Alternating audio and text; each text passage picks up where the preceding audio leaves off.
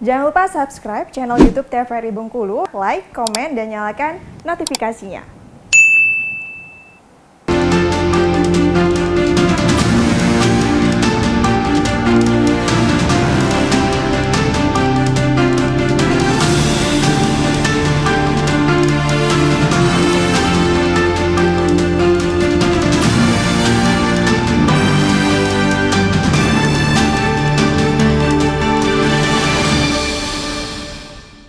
Terima kasih Anda masih bersama kami dalam acara Berendo dengan tema kita yaitu dorong petani milenial. Kalau misalnya tadi kita bahas ada juga ya petani yang milenial yang masih ingin bertani nih. Tapi sebenarnya percuma juga kalau misalnya pengen bertani tapi tidak ada wadahnya nih. Nah kalau sekarang pembinaannya sudah ada belum Pak Henry untuk petani milenial ini?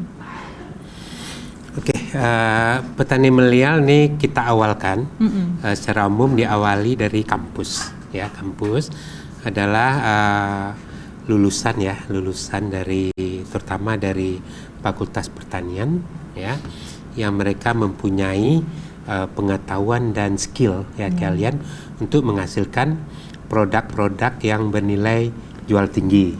Itu pertamanya.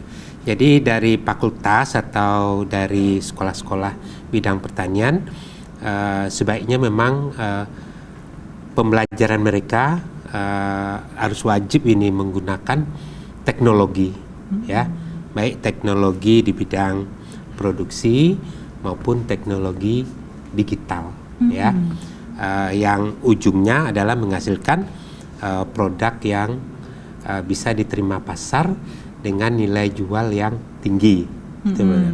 Kemudian yang kedua memberi arahan atau pembinaan semasa mereka berada di kampus ya atau di sekolah ya. Arahannya adalah arah ke kewirausahaannya ya. Jadi kalau bisa kita ciptakan dari berdasarkan latar belakang iptek, mereka akan mampu menjadi pengusaha dengan dasar ilmunya tersebut. Nah, sebagai contoh mahasiswa dari prodi ilmu tanah. Nah, kita arahkan mereka bisa untuk memproduksi ya seperti media tanam, sarana produksi baik pupuk organik maupun pupuk ekoenzim, pupuk biokimia ya, yang ujungnya adalah menghasilkan suatu produk yang nilainya lebih tinggi. Kemudian mahasiswa dari agronomi ya, yaitu dengan ilmu dan teknologi yang modern, kemudian teknologi digital, mereka misalnya mampu menghasilkan benih atau bibit yang nilai jualnya juga tinggi. Ya, seperti itu ya. Jadi harus lebih banyak prakteknya. Nah, kalau bisa ya selama perkuliahan atau pembelajaran mereka sudah menghasilkan unit jasa dan industri di dalam kampus. Nah, itu sebagai cikal bakal mereka akan berusaha setelah lulus nantinya ya. Kemudian yang ketiga memang di kampus sekarang lagi digalakkan ada mata kuliah kewirausahaan ya. Jadi apapun ilmunya mereka akan diarahkan ke kewirausahaan berdasarkan ilmu mereka betul. Dan kampus juga mensupport dengan program-program untuk menciptakan wirausaha baru yang notabene ya saya berharap itu adalah petani milenial atau yang Bank Indonesia bilang mereka adalah pengusaha agribisnis ya, atau pengusaha di bidang pertanian. Nah, itu yang kita harapkan.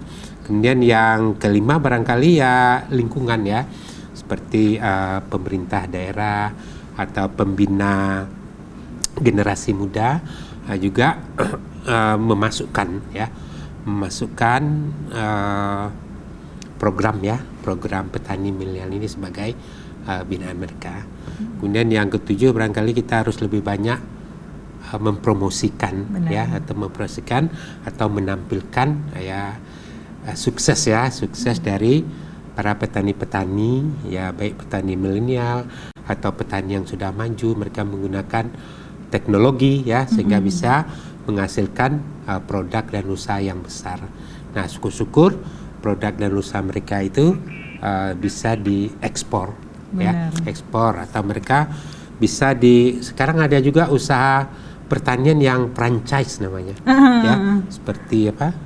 Seperti ayam goreng itu ya. Iya. Nah, sekarang ada juga pertanian itu yang franchise. Nah, itu konsepnya gimana tuh Pak? Ya, konsepnya ya sama seperti itu.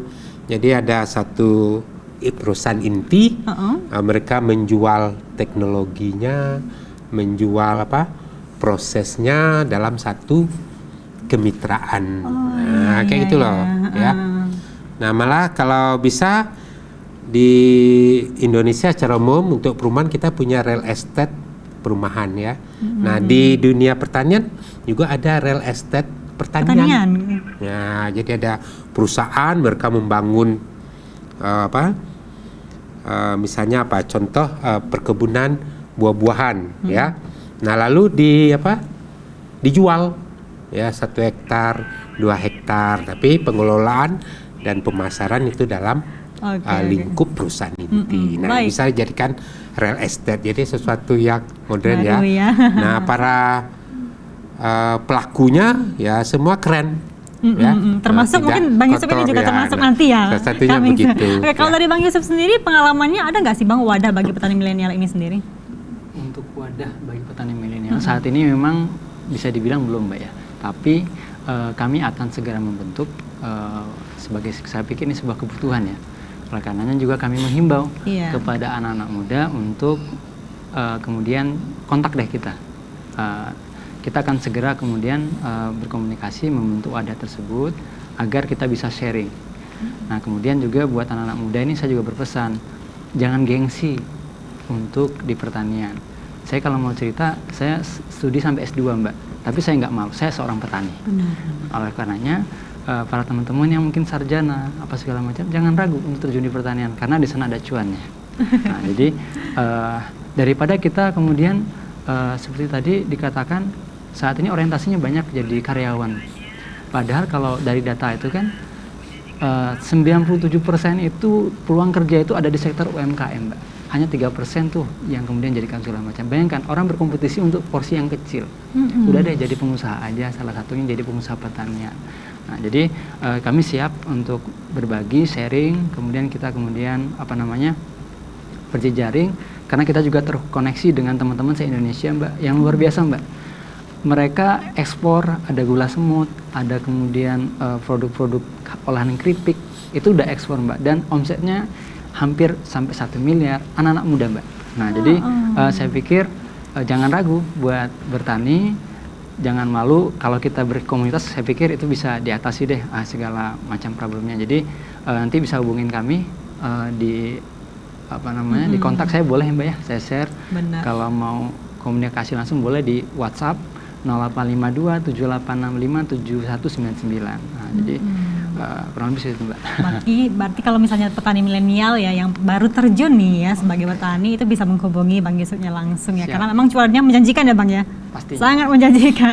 Oke, kita jeda dulu, nanti kita bahas lagi nih terkait dengan tema kita yaitu dorong petani milenial. Pemirsa, kami akan kembali setelah jeda berikut ini.